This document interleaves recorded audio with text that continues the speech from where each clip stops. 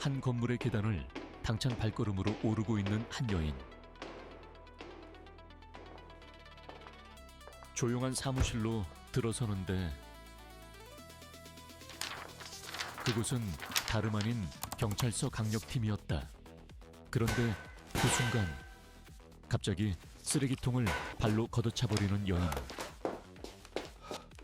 여기 신경수 형사가 누구죠? 난데없이 찾아와 신경수 형사를 찾는 여인.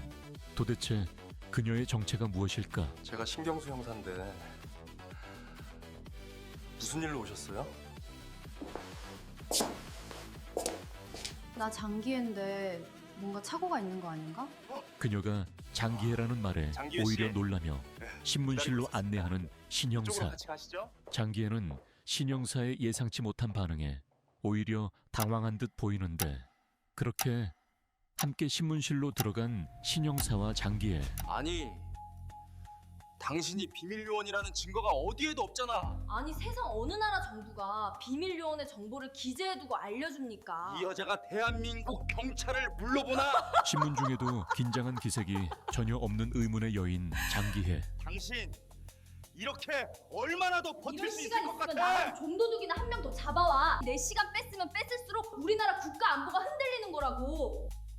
노련한 형사의 입을 단번에 막을 정도로 거침없는 여인 장기혜.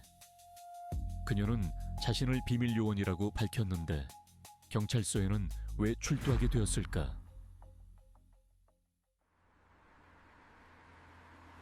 시간은 5년 전으로 거슬러 올라간다. 누군지 알아? 한껏 술에 취해 밤길을 걷고 있는 장기혜 씨. 기분 좋다. 만취 상태로 길바닥에 누워 잠이 드는데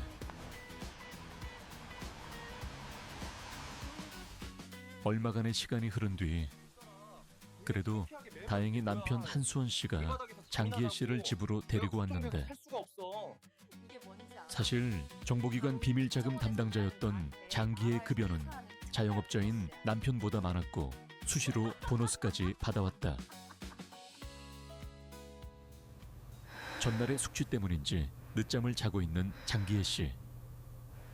그런데 그때 아침의 정적을 깨며 전화벨이 크게 울린다. 장기혜는 벨소리에 놀라 벌떡 일어나고 잔뜩 긴장한 모습으로 네, 조심스럽게 장기혜입니다. 전화를 받는데 내일까지 쩔쩔매는 모습으로 오랜 시간 통화를 이어나가는 명심하겠습니다. 장기혜.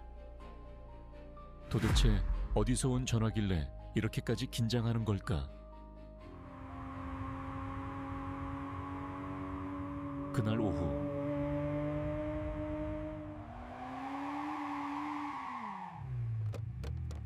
비장한 표정으로 도시 근교의 한 외딴집을 찾은 장기혜. 집에 들어서자마자 다짜고짜 한 남자의 입을 틀어막는데 말없이 집안의 구석구석을 자세히 살피는 장기혜.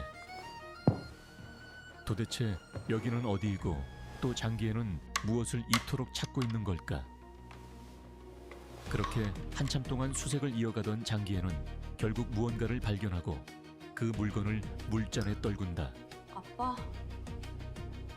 많이 놀라셨죠? 아니, 아빠라니. 이곳은 다름 아닌 장기혜의 친정이었다.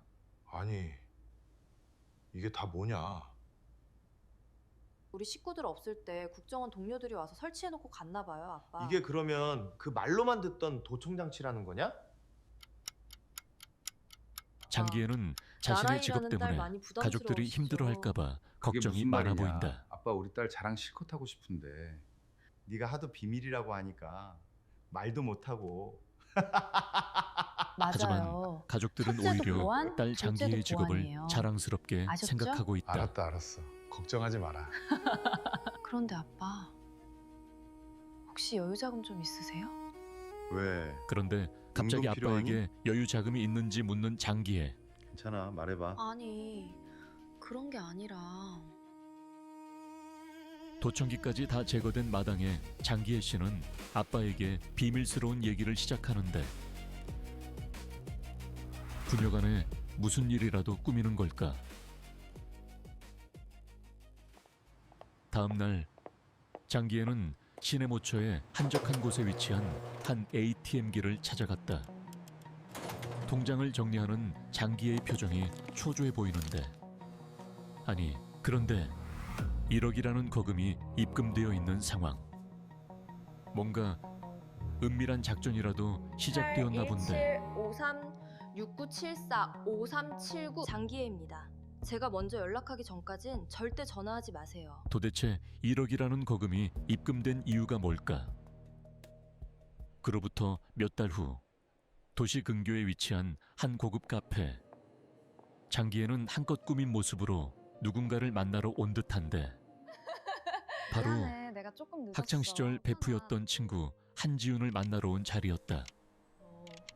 아직도 국정원 직원이지? 기애는 갑자기 야, 너 이런 아직도 데서 그렇게 막 국정원 직원인지를 묻는 아니. 지훈 때문에 당황하는데 난 오늘이 평일인데 너가 밥 먹자고 해서 혹시 관뒀나 물어본 거야. 국정원 직원법 제1항 이에 발끈해서 국정원법을 언급하기 시작하는 장기애.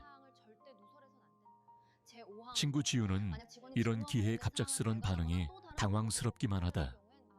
알았어. 더 조심할게. 장기애는 친구가 함부로 대하기 어려운 존재가 되어버린 듯 보인다. 그로부터 4년이 지난 어느 날 장기애의 집을 찾아온 한 여성. 그때 주변을 살피며 찾아온 사람을 확인하는 장기애. 따라오는 사람은 없었지? 장기애는 뭔가 비밀스런 일을 하고 있는 들어와. 것처럼 보이는데 도대체 무슨 일을 하고 있는 걸까? 언제부턴가 장기애를 찾는 사람들의 발길이 부쩍 늘었다. 그럴 때마다 장기애는 만남의 장소로 자신의 집을 고집했는데 보안상의 문제로 우리 집이 제일 안전해. 뭘 그렇게 비밀스럽게 할 얘기가 있는 건데? 너만 알고 있어야 된다. 나 이번에 자리 옮겨잖아. 청와대로. 뭐? 권력의 최정상 청와대? 청와대에서 일하게 되었다는 장기애. 그녀의 입을 통해 나온 얘기들은 평범한 이들로서는 믿기 어려운 충격적인 내용으로 가득했다. 지난 정권 때 국정원이 기업으로부터 받은 비자금이 어명태로 수천억이 있어. 이걸 처분하는 게 우리 팀 프로젝트야. 대놓고 현금화할 수가 없는 돈이잖아. 여유 자금만 있으면 거의 50% 이하로 깡해줄 수 있어. 5천만 원만 있으면 1억을 건질 수 있다는 얘기야. 너 혹시 생각 있니? 승승장구 출세가도를 걷는 친구의 제안은 위험하면서도 너무나 매력적이었다. 그로부터 4개월이 지난 어느 날 혼자서 어딘가로 가고 있는 장기애. 그런데 그때 갑자기 나타나 다짜고짜 화를 내기 시작하는 친구 한지훈. 갑자기 화를 내는 이유가 뭘까? 청와대 비밀자금 요원이라는 친구를 믿고 돈을 맡겼지만 웬일인지 약속한 날짜는 자꾸만 미뤄지기 일쑤였다.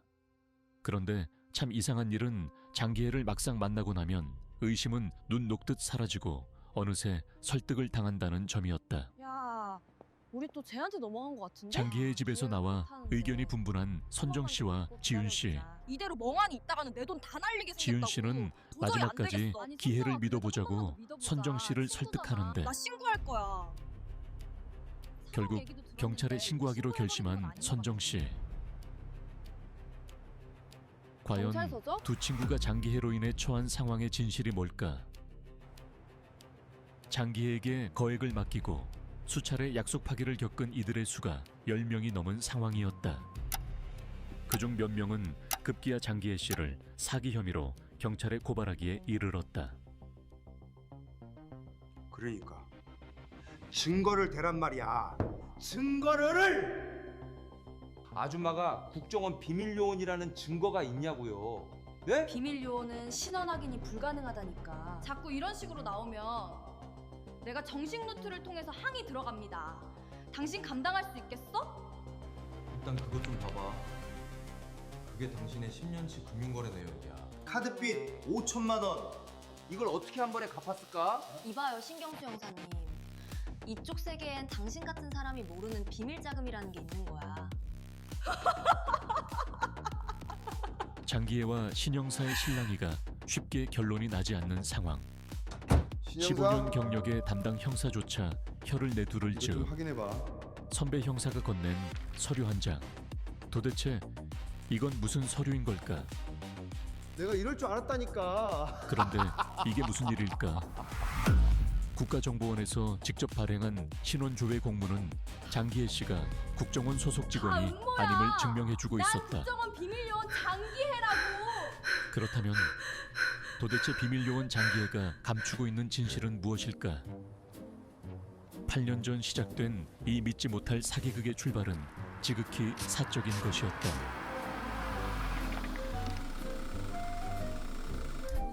고교 졸업 후 우연히 친구 한지훈을 만난 장기혜. 이게 얼마만이야. 당시 장기혜는 연이은 취업 실패로 상당히 우울한 오랜만이다, 상태였다고 지훈아. 한다. 친구 지훈은 기혜의 속도 모르고 혼자 신나서 수다를 떨기 시작하는데 너 취직은 했니? 그때 장기혜는 친구들에게 기죽는 게 죽기보다 싫었고 결국 그 말을 나 해버린 것이었다. 국정원 다녀. 국정원 다녀.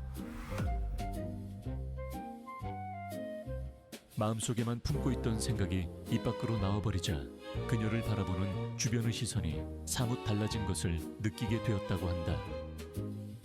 그런 상황은 집 안에서도 마찬가지였다. 하나뿐인 아빠의 딸에 대한 자부심은 봄빛과도 같이 따사로웠고 물질적인 지원 또한 이전에는 받아보지 못한 국정원 가면 수준이었다. 잘할 수 있지? 걱정 마세요, 아빠. 심지어 남자친구에게까지 신분을 속인 채 사기 결혼을 한 장기혜. 그러나 곧 문제가 터졌다. 이른 아침부터 울리는 장기혜의 전화벨 소리.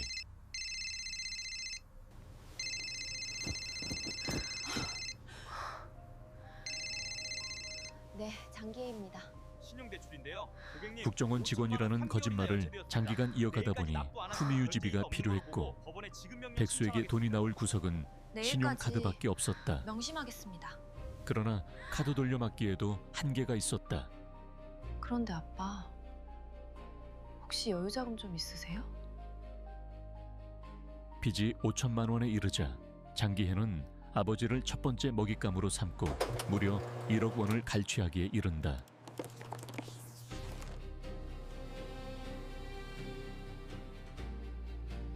약속 파기로 인해 발생하는 모든 결과들 다 그쪽에서 책임지셔야 할 겁니다.